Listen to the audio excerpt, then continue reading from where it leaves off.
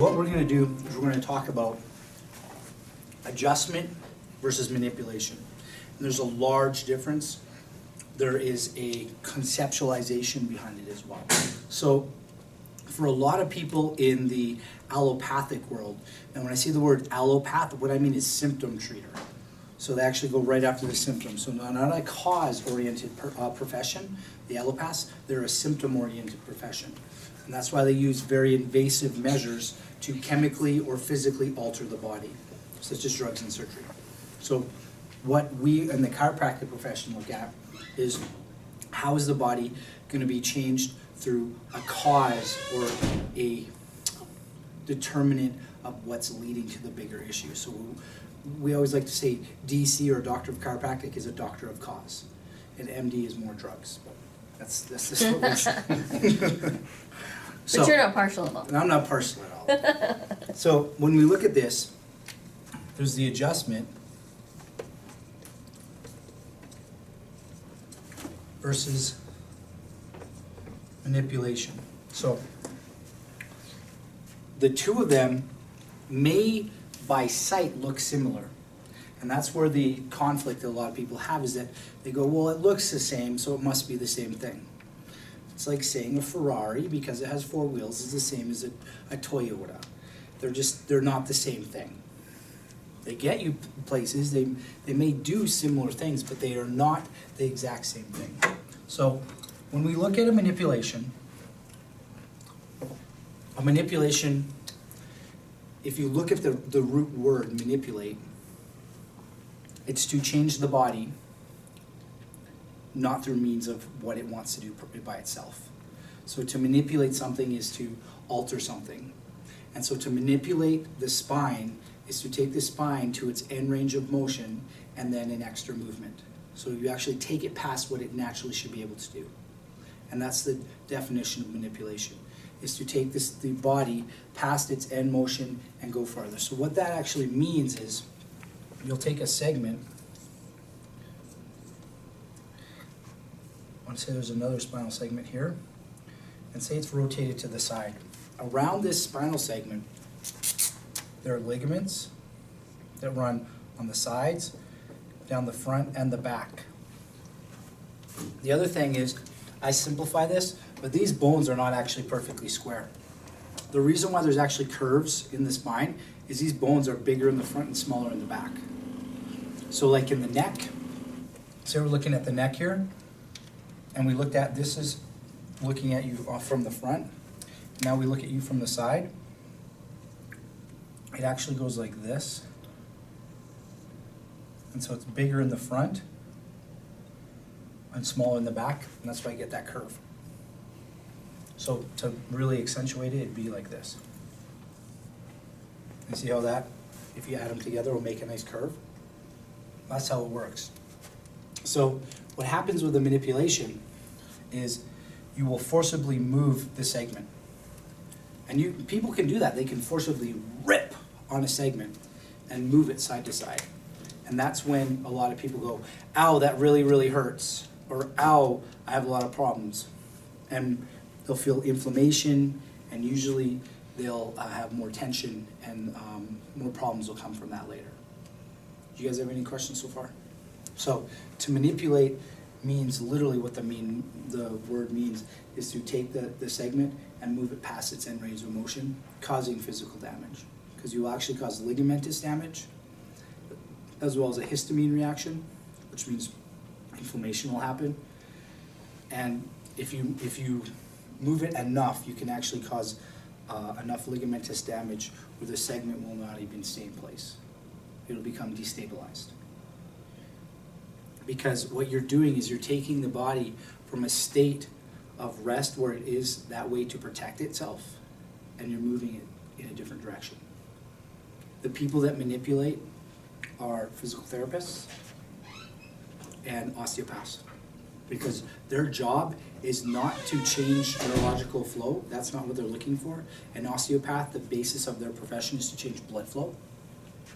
And for a physical therapist, their ultimate goal is to change range of motion or muscle tone.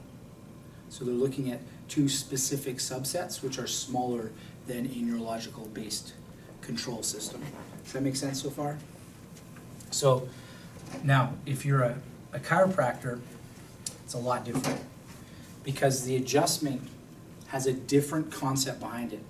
The reason why we adjust is to cause brain balance. So we want both sides of our brain to be balanced. And that's why you can be adjusted and barely be touched. Some adjustments, you barely touch the person, but you put in enough proprioceptive input that will stimulate the brain, and then the brain will, through proper physiological changes, actually pull the segment back into position. So the reason why the segment moves is not because of my application of force, it's by putting in a stimuli that will cause the body to actually change itself. So what we're looking at is something like this. So we have a brain like this, and say we have a spinal segment down here, and it's stuck to one side. Well, if you ask yourself, well, if it's stuck to one side, why would it be stuck there? If you push it back, why wouldn't it just stay there? Why doesn't it do that? The answer is there's muscles around it, and the muscles are actually attached to one side. So let's say this one right now is a very tight muscle because it's trying to pull the segment back, and this one right here is stronger right now, so it's rotating. This is where we see a lot of problems with people getting massages, because what will happen is the body, through compensation, is not able to work correctly because nerve flow isn't allowing it to. So as a byproduct, one side has better nerve flow, so that muscle will rotate the segment, and the other side will be weaker. So if you come in there and you massage the side that's going to be, it's called flaccidity or weakness. Basically the muscle can't contract correctly. This one will have the lactic acid buildup, and this will be the one that hurts. But the problem with that is if I come here and massage this muscle that's strong and working correctly will rotate it more, and it will cause more entrapment or more neural problems. So the problem we usually run into with people with massages, it feels really good because you get the lactic acid out, but it allows more rotation of the segment, and the problem grows to a bigger level. So what we want to do with an adjustment is specifically put an impulse in, and around the vertebrae, there's things called proprioceptors. These are just feelers. And what they do is they'll send the information up to the brain, and it actually crosses over, and then this part of the brain will become stronger because the information goes in, and it will cause this muscle to get stronger, and it will rotate itself back. So the body actually adjusts itself. I do not determine where the segment goes. I do not determine how the segment moves. I try to put in the right force at the right time and stimulate the brain. But the subluxation itself is not the bone out of alignment, it's the imbalance of the brain. So it's the brain imbalance that causes the bone to go out of alignment. The bone being out of alignment is a byproduct of the brain being imbalanced. Does that make sense? So one side is stronger and one side is weaker, and that's why it will actually rotate itself. And that's why we see things such as scoliosis in specific factors of society. So if you talk to any orthopods or people who do a scoliosis a lot, what they will tell you is if the scoliosis is a right scoliosis, in females usually, then it's called idiopathic, which means we don't know what it is, it's in the person's head. And they're right, it is in the person's head. But it's in the person's head because the brain is imbalanced. So if we make this side the right side, and we'll just conceptually make this a bigger brain. Well, if you have a stronger functional brain on that side, what it will do is it'll make the muscles on that side work better. So if one side is working at 100% and the other side is working at 90%, what will eventually happen? Will it stay straight or will it start to curve? Start to curve, right? That's how you get scoliosis. For most people who have functional scoliosis. Now there are other ways to get it with congenital anomalies where the spinous, the bones are actually formed asymmetrical, so they'll have a fact like that, and then the next bone's there, and it will cause a curve. So if they're asymmetrical, you can get that. That's very rare. Very, very, very rare. Most scoliosis is due to an overproduction of the spine on one side, and the communication is causing that. We will see and I have seen in a lot of people, the reason why they get it is because they actually have a deactivation of a muscle. So you, and with the functional EEG that I do in here, you can actually put it on the spine and see the readings of the person. So we'll have them literally just move forwards and backwards, and one side won't fire. And you can feel it. You feel their back. One side is rock hard, and the other side is very weak. And that weakness is what's allowing the body to pull itself out of position, because one side's firing and the other side isn't. Does that make sense, guys? So when we look at that, we go, okay, well, what do we want to do? How are we going to stimulate the brain? Well, the cool thing is the body tells you. The body literally tells you, if the segment is rotated one side, that's the stronger brain side, so we got to stimulate the other side. And the cool thing is because you put the impulse in there and you know specifically where to do it, and that's technique based, is to know specifically time and direction of when to apply it, because you can't just go down the body and just push on it all the time. What that will actually do is it'll overstimulate the brain and cause it to shut down. So it'll actually start to stop the stimuli from helping you. So you have to know when to stop. So you have to know when the problem is there and when to stop, and that's a difference as well. Because in an adjustment, my goal is not to just rank on the spine, it's to actually know when to adjust and when to stop. Most doctors don't know when to start and don't know when to stop. And that's the problem. Because if you put too much stimuli in, you'll cause the body to get overstimulated, and then it'll just shut down. Now, the problem with that is this, is what we were taught in school, a lot of these techniques, their goal is to shut your system down. They don't even know they're doing it. They want to balance the legs. Well, balancing the legs, or having leg lengths that are balanced after the adjustments, means that you've overstimulated the brain and will actually cause a problem. What you want to do is, if the legs are off just a little bit, it's okay. But the farther they're off, it is an indication that there's a problem. But if they're off just a little bit, it's okay. So there is one technique, and it's called TRT, or torque release technique. And by doing this technique, you will actually use what's called the righting reflex. So you'll stimulate the brain, and you'll ask it, how does it do when it deals with gravity? And how to stimulate the righting reflex is to actually use a specific flick technique, and it will cause the calves to flex, and that will cause the body to think it's standing, and it will balance based on that. And if it balances based on that for a second, it lets me know the body's balanced. But if you just take somebody and put them flat and their legs are balanced, the only way you can get that is if you overstimulate the brain, or they're dead. So we do not want to see a balanced leg length. What we want to see is the body's ability to adapt based on what we're dealing with. And that's why we want to look at more of a neurological based consistency of how the brain works. So what does that mean? I want to see the brain balanced. So how do we read that? How do we see that? Well, in this office right here, what we look at is we use a machine called the NeuroInfinity. And what that is a functional EEG. That means a functional brain scan. And that functional brain scan will actually tell me how your body is balanced from left to right side. And it will tell me how you react to stress. And do you get overstressed, understressed? So say you're somebody who, when you get stressed emotionally, physically, or chemically, you react, but then when you're supposed to calm down, you overreact. That's called ADHD. And it's literally just overreacting. You're overvigilant. Or say you're somebody who, and this is crazy, ADD is actually your body being shut down. So the reason why you have to run around is because your body is so understimulated. It's actually in a brainwave called theta, which is sleeping. It's a light sleep wave.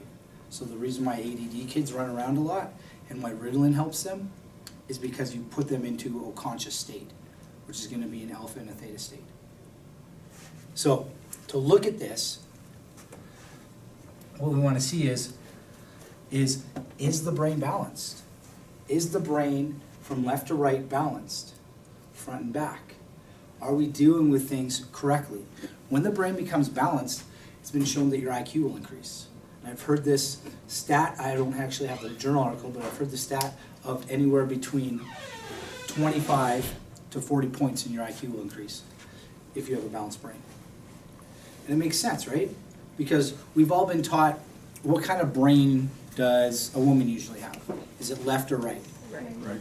Right, it's more emotional and art related. So more colors, different things like that. That's why most guys' apartments don't look very good, because we don't really look at those things, because we're left brain. So the left brain is more linear and functionally oriented.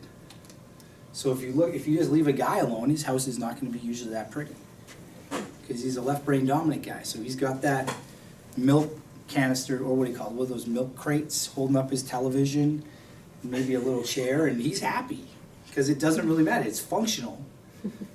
Whereas if you take another brain, say a right brain dominant person, they're going to want it to look nice, because that's the way they see the world. So the reason why the brains are different is to allow you to see the world differently, and allow you to be emotionally driven or linearly driven. So what happens is if through the adjustment and bioneurofeedback we can stimulate the brain that you're lacking in, then you become more able to see the world both ways. So you can communicate easier to a right or left brain dominated person. So say somebody was a left brain dominated person like I am. So I'm your quintessential male. And if I'm talking to a right brain dominant person, say a female, and she's talking about emotions, I'm not hearing it, because that's not making any sense to me. But as we help this person and we adjust them and stimulate that brain, their right brain will become more stimulated, and then when the person talks to you, you'll be able to hear different things that you haven't heard before. You'll be able to actually upregulate the ability to have an emotional IQ, is what it's called, or the ability to hear emotions and see emotions and deal with things like that. Do you have a question, James? No? Pretty cool stuff though, right? So what you want to do is you want to stimulate your brain and cause it to start balancing out. And when it balances out, that's when the big changes happen in you. That's when you have emotional changes, physical changes, as well as chemical changes. And that's why when we see people that get proper adjustments, what will happen is we'll start to have their brains balance, so their brain will balance side to side. But the other cool thing that happens is they start to deal with the different stressors that cause their brain to be imbalanced. So the brain imbalance started because of either a chemical, emotional, or physical stressor. Now, the two easiest ones to take care of are chemical and physical. The biggest one to deal with is emotional. So when we adjust people, and if we do a proper adjustment at the right place at the right time, we will actually get into the state of the subconscious and bring it up. And that's why we see when you have a good adjustment done, you will have cathartic releases, such as crying, laughing, giggling. And these releases are because you're actually adjusting the person from a beta state, which is a stress state, and putting them into an alpha and a theta state. And the alpha and theta state is where healing happens. Specifically, the big one, where the most emotional releases happen, is a theta state. So those are all those little concepts that we have of who we are, how we look at the world, and they come up and we have to deal with them. Am I a good person? Am I a bad person? Am I helpful? And all these things come up. And that's why when we adjust people, it's very common, if you get a good adjustment, to release those things. It's very common as well to see, I've taken care of quite a few people that have had chemical substance abuse. And when we adjust them, it's very common for me to see their bodies release those toxins. So what do I see? Hives, boils, and they'll actually have it for a day, 24 hours, 12 hours. That's why with a lot of people, when we see them, we let them know, if something's happening and you're not sure of what's going on, give me a call before you do something crazy. Like, go take a drug that's just going to make you worse. Because if your body is giving itself the chemical release by removing those toxins, and we put another toxin in to stop it from healing, and that's what a drug is, then that will stop us from actually healing ourselves. So that chemical release can have those different side effects. Hives, rashes. The biggest I had one person who actually had boils all over her body for 12 hours. It was big boils. And I found out later that she had been using some heavy substances in her past. And so her body pushed those toxins out and released it. So the concept of chiropractic is not to manipulate something. I do not try to rip the bone from side to side. I try to stimulate the brain so that its intelligence, the innate intelligence, and that's the intelligence within your body that heals you, uplifts you, and changes you guys for the better. Because its only job with that intelligence, that inborn intelligence within you, is to keep you alive for 120 to 140 years. So why are we not getting there? Because we have the chemical, emotional, and physical traumas coming into our lives. And we see these things add up over time, over time, over time. And you can see this, we've all dealt with this. If any one of us went to college, we can remember you have finals, and then right after finals, you usually get sick because you put out so much energy and you just beat yourself down. You had that emotional stress. And then usually when you're done, most people go out and they don't drink the best things after that. And they stress themselves out more. So we got emotional and chemical stress. And a little physical too, because you might fall down when you're drinking those wobbly things. And all these add up. And your body just gets run down. And the interesting thing is that most people are not aware that the master system that controls the immune system is your nerves and your nerve system, specifically your brain. Your immune system is very specific to what it'll attack, but it can only work if it has communication, just like the army. If we don't have communication, we cannot shoot the missiles or take out bad people at the right places. And so if the nerve system won't communicate correctly, then we can't take out viruses and bacteria at the right places. So my goal through an adjustment is to specifically find where the communication system is not working right, or where the imbalance because the brain is not at a right communication pathway because it's a little overstimulated to a chemical, emotional, or physical stress. Stimulate that side, and then that will allow the communication to work correctly. And then when the communication works correctly, I do not heal anybody. You guys do. And that's the biggest thing that I want you guys to take away from this, is that the ultimate healer and the ultimate person that I want empowered are you guys. It is not me healing you. It is not me changing your life. It is me opening up the pathway, and to the level you will release your stress, or to the level you will allow yourself to take on the ability to be healthy, is the level that you'll start healing.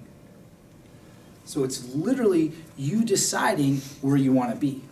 Because we've all, well, not maybe not all of us, but we've heard of people that are chronically sick, right? And there's nothing wrong with them. What's the word for those people? Hypochondriac, right? So it's possible to think yourself into sickness. It's possible to physiologically change how you function based on how you think. And they've shown this because you can take blood tests of people that are hyper and happy, and they will literally have different blood than people who are depressed. They'll have different hormone levels. Another way to look at this, and the easiest way to look at this, is saliva. If you look at saliva and you're dealing with somebody who is happy and they're kissing their baby, that saliva will actually help the wound heal quicker.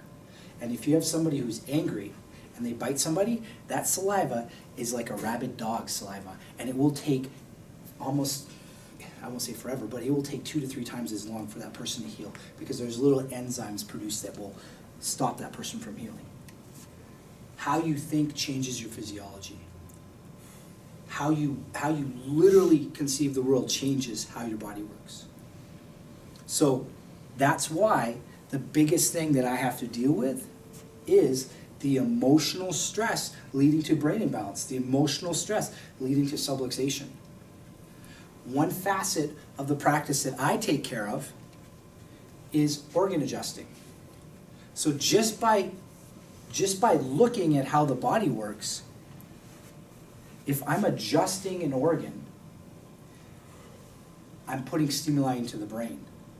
I'm not trying to change the organ in any form or matter, because the organ will, with a lot of people, it will hold specific emotions.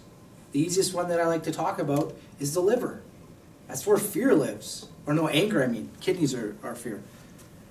The liver. So you take somebody who has built up anger issues, and if you can stimulate it, it will help the body heal. But you can also have what's called a visceral somatic reaction from that. So you're like, okay, what does that mean? That's a lot of big words just flying around, right? Visceral means organ, and somatic means soma, or muscle, basically. So if your organ is overstimulated, it can actually overstimulate the brain as well as overstimulate the muscles right there and cause a subluxation. So when I adjust an organ, it's for me to stimulate the brain so that the muscle will stop pulling itself out of position and the organs can start working correctly. It's a big feedback and feed forward loop. So when it feeds back to the brain will take the information and push it down. The newest research right now shows that the brain's job is 80% of the time to take the information from what is being fed back and respond correctly. So what happens if that information that is being fed back is being fed back incorrectly because we have an imbalance in the brain? Because we have overstimulation on one hemisphere than the other. And that's very simplistic because it's even bigger than that. We can go to segmental levels. When I mean segmental levels, I mean, the neck, the mid-back, the low back. And each one's related to a specific emotion. Each one's related to a specific feeling. Each one's related to a specific organ.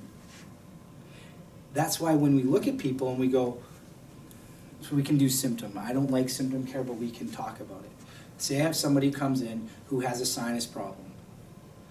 Well, guess what? I'm going to go and look in the upper neck first because that's where the brain ultimately starts communication. And is that working correctly? First, we got to look at, is the skull on center or if it's off center? If it's off center, that means one side's more stimulated than the other. So how are we going to stimulate that? Well, the best way to stimulate it is through an adjustment. Other professions will try to stimulate or inhibit it through chemical means. That's called a drug. But that drug, through long term, will either burn out the part of the brain and how it works, or burn out a part of the nerve. So what we want to do is stimulate it, and by doing the adjustment, by putting a proprioceptive impulse in, it will stimulate the brain, and the brain will pull itself back. The only reason the segment will move is because you're putting in the right information.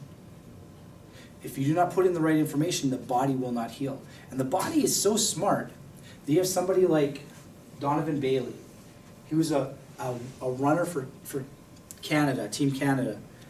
And he got in a car accident, and after he got in a car accident, his body went out of position because the car accident was very traumatic to him. And he couldn't use his legs. And this guy was the fastest man on earth. Then, I believe it was 6 months later, he got in another car accident.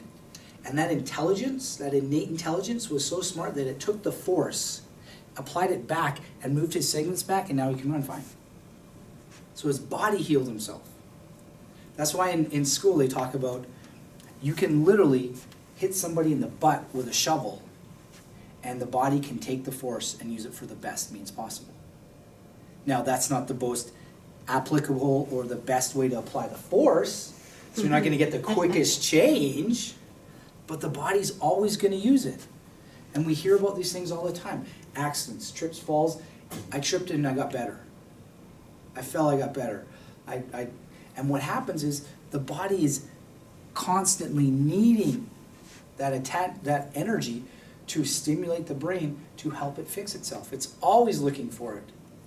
And so for my job as a doctor is to find out where, when, and do the perfect application of that force. Now say it's somebody who comes in and they're very amiable. That's somebody who's very emotionally driven.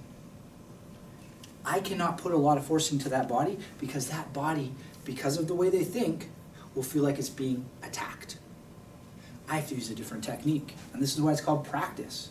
Because you have to know who you're dealing with and how they need to be adjusted. How safe do they feel with you? Are they going to be able to receive a technique, or are you going to have to start slower until they feel comfortable enough with you to receive that technique? The problem most doctors run into is they just want to kick them in the butt with that sledgehammer and say, you're better. And they'll slam on them, and that won't work. You have to allow the body to open up.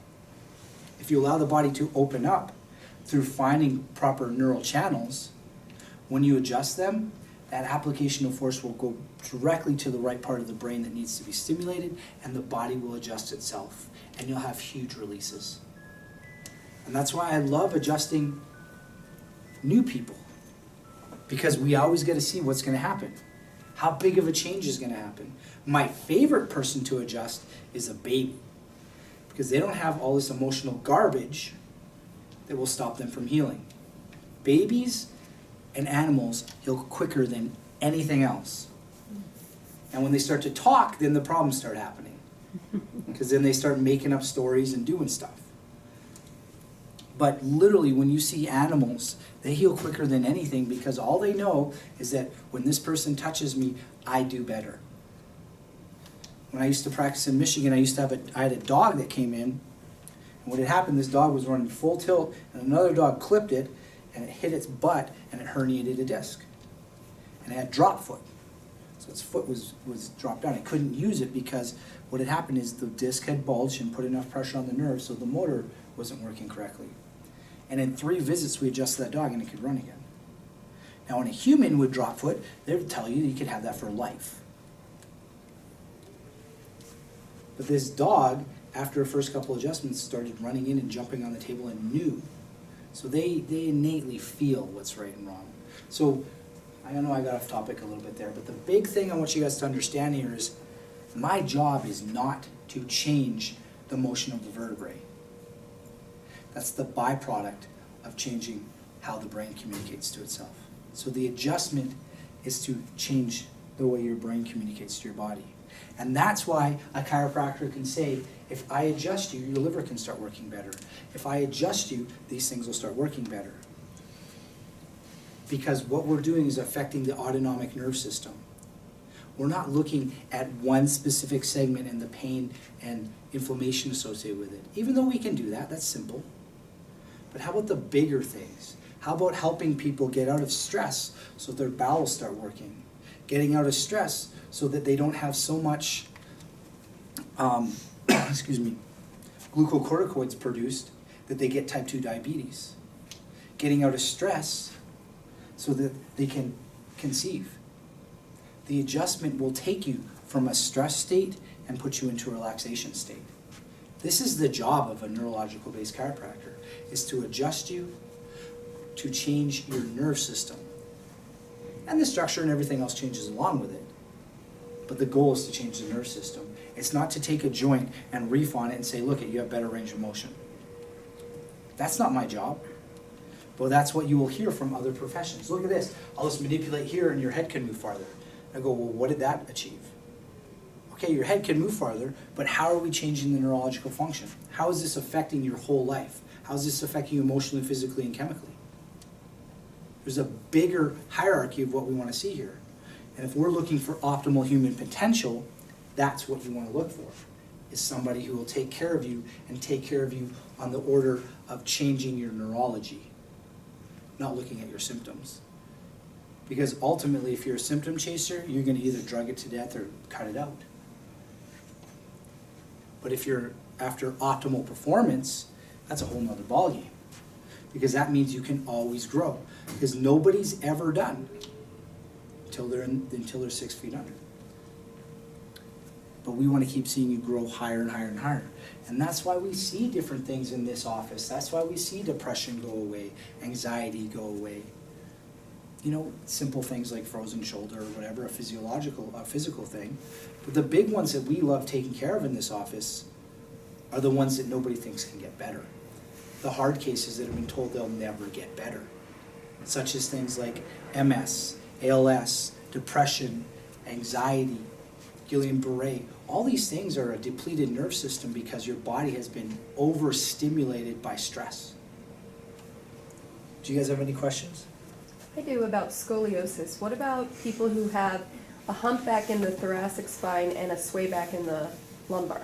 A humpback in the thoracic spine and a swayback. Okay, so what that is a compensation. So if you look at the body, and the head is supposed to be right here, and then the cervical spine is supposed to go like this, the thoracic like this, the lumbar like this, and then you have your sacrum right here. And if you see, the weight's supposed to go right down the middle. Now, what happens is if you see somebody who has a humpback, what that means is their head has moved forward. So what's happened is you've lost the curve basically in your neck, and then to compensate, you have to make a big arch here and a big arch here. So that's your sway back and that's your humpback.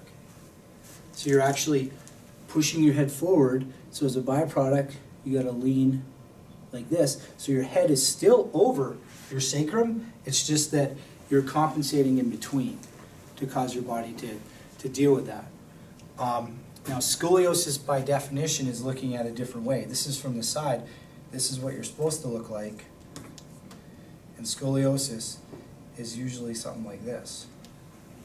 So you're curved, and you have to be more than 10 degrees to be considered a scoliotic curve.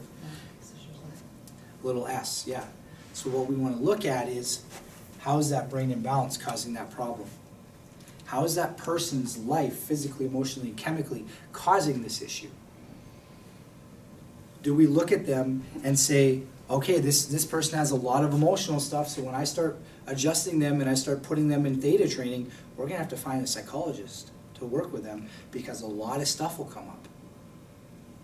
Or is it somebody who it's maybe a chemical or physical stress that caused it? We can adjust them and they'll get rid of it relatively quickly.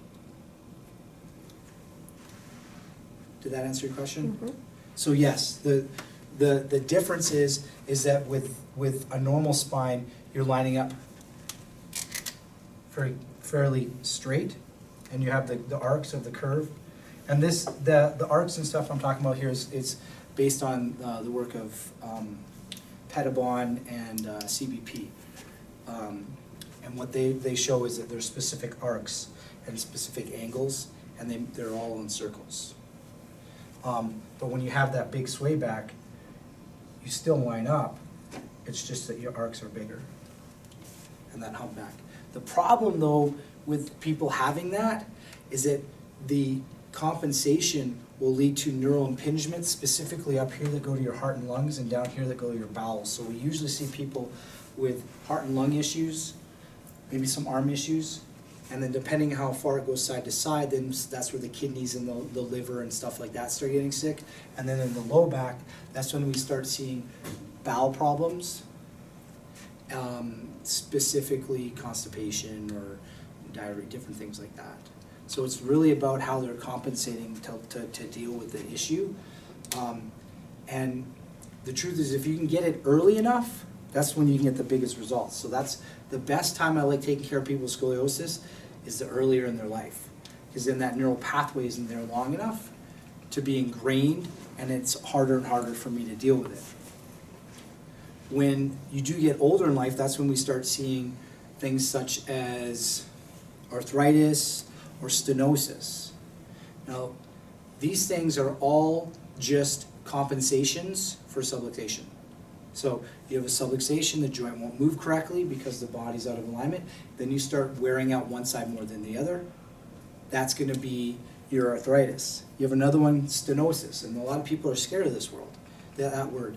And the easiest way for me to explain it is stenosis is a Latin way of saying subluxation. So stenosis just means narrowing of the spinal cord. Well, guess what, or the spinal canal, guess what a subluxation is? That exact thing. So if you ever hear the word stenosis, don't get scared, just go, okay, that means I gotta go to a chiropractor. It really is nothing to be scared of. It just means we gotta open that spinal canal and then the body will heal. You guys have any other questions? No?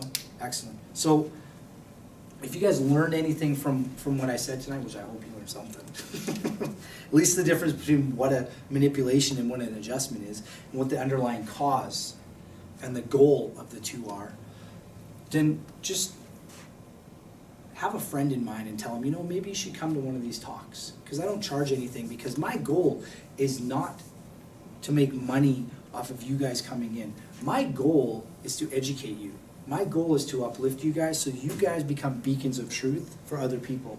So they don't go down a hallway or a pathway that can lead to sickness and disease. so that when somebody says something, you go, maybe you should think twice about that. Because when you guys can be beacons of truth, then you can affect many more people than just me. My goal is putting out truth and helping people, and helping them understand that health does come from within, and that you have that inborn ability to live for 120 or 140 years. You just have to take care of yourself. If you want health, you have to work at it. You don't just get to stay alive that long. You have to work at deciding, am I gonna keep myself healthy? Am I gonna work on making my brain balance? Or am I just gonna go laissez-faire and think nothing's wrong? Like, I drive down the road and a symptom pops up, that'd be a light saying your oil's on. Am I gonna spray paint that oil light and say everything's fine and then wonder why my car broke down? Am I going to take a drug and make that symptom go away and then wonder why my body keeps getting sick? It's the same thing. So think about, what is my body ultimately telling me? If it's ultimately telling me something's wrong, why is it wrong? Am I gonna stop and think about it? Am I gonna ask for somebody else who actually looks for the cause and not treats the symptom?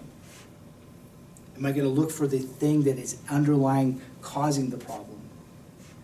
And if you are those people, which I hope you are, then we're gonna change our society, because my ultimate goal is to not be scared to drive down the road because the person beside me is on 6 meds. And we don't know what's gonna happen to them. Because when we're looking in our society now, I had one nurse come into me and I was taking care of her, and she told me she was taking care of a lady who was on 42 different medications. You can't tell me that's healthy. You can't tell me there's not gonna be a drug interaction. Exactly. There has to be. That's not what I wanna see. I wanna catch these people before they get there. I wanna tell them that you can heal if you go after the symptom, and there's somebody that's telling you it's symptom-based, that's just ludicrous. Because it'll just keep getting worse and worse and worse and worse. So I want you guys to uplift, I want you to empower, I want you guys to literally take people, and if they have a question, just call me. Call me and ask me, and I'll give you whatever knowledge I have, and if I can't find the answer, I'll find it for you. Because I have enough of a network of people, and I'm well-read enough, hopefully, to get what you guys need. Because ultimately, I want you guys to uplift others. That's my ultimate goal, is to empower every one of you. Empower you enough to know that you guys can heal yourself and everybody else can. Thank you.